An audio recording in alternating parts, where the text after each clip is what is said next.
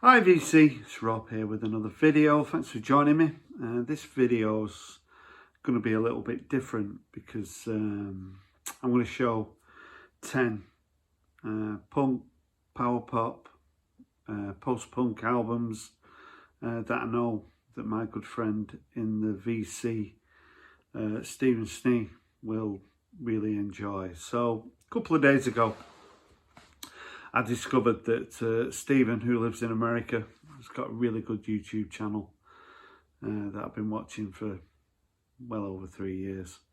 I've been taken ill with a heart condition and he's in ICU in hospital, in America. So there's a couple of channels who have already made videos sort of attempt to cheer Stephen up.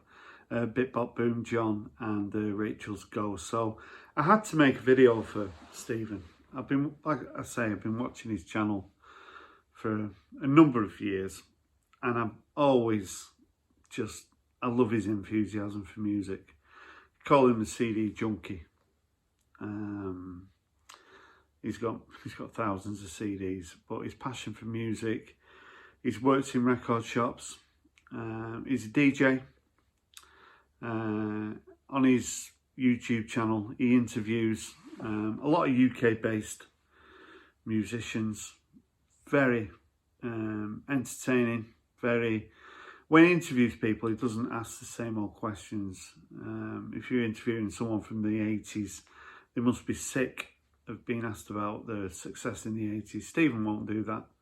He'll ask them about the current album, and he'll talk a little bit about their past success, but you can tell whoever he interviews enjoys the interview, and as a listener you enjoy his videos. He's done, as I say, well over 600 videos, so get well soon, Steve. I hope you watch this video. I've got 10 records here I'm sure you've either got or you'd really enjoy. So the first one I want to show, Steve's got a real passion for new wave music. I think his sort of favourite period of music would probably be between maybe 77 and 1984.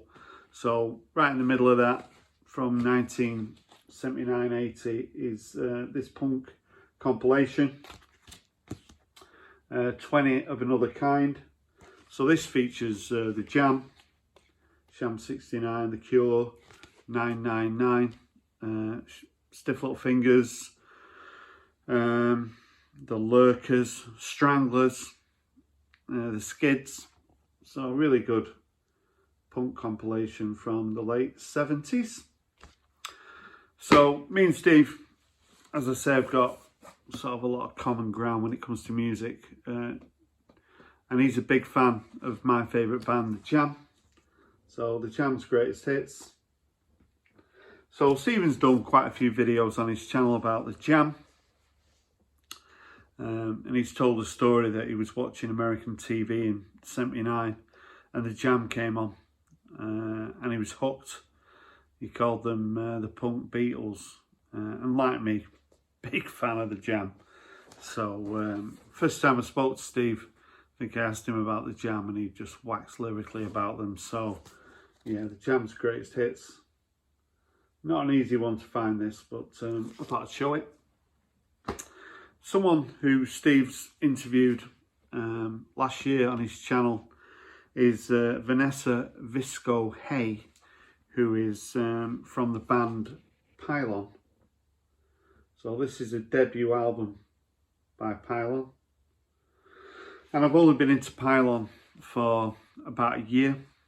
Thanks to Steve, he interviewed Vanessa, perked my interest. And from there, I've discovered an American band that I didn't know anything about, sort of Gang of Four influenced, from Athens, Georgia, from where the B-52s, huge influence on REM as well. So if you're not aware of Pylon, I certainly recommend this debut Gyrate from maybe 79, either 79 or 1980. Someone else who Steve's interviewed on his channel is Ian McNabb from the Icicle Works. So the Icicle Works from Liverpool. who sort of burst on the scene in '84 with Love Is a Wonderful Colour. This album, If You Want to Defeat Your Enemy, Sing His Song, which includes the track Understanding Jane.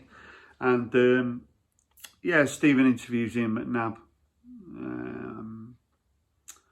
on his channel about 12 months ago, and a very insightful interview, full of humour and a very good listen. So I thought I'd show something by Ian McNabb. Another band that Steve interviewed about 12 months ago was a band from Scotland, the Bluebells. So I think there was reissuing, maybe on a double CD pack, the album Sisters, the debut from about '84, this, containing Young at Heart and I'm Falling. Yeah, Steve interviews with a guy called Ronnie Burnett, who was a bass player in a band called the Muffs and White Flag. So he's sort of part of Steve's interviewing team. And Stephen on his channel also does a ski lodge program, and he uploads ski lodge programs every week, and you can listen to that, and Steve's in the peanut gallery and you can have conversations. It's a really good sort of segment on the Stephen Schnee channel. Once again, if you're not aware of Stephen Schnee, you're in for a treat. Go over to his channel. You'll be very impressed. And he had a really good interview with a couple of guys from the Bluebells. Also, Steve interviewed Mick Lister from one of my favourite bands from the 80s, The Truth, the mod band. Only a few months ago, Steve interviewed Mick, and as a fan of The Truth, I sort of learnt a lot about Mick's career. So I wanted to show Playground, the album by The Truth. Also, I mentioned that Steve worked in a record shop when he was younger, and it tells a story about Wang Chung.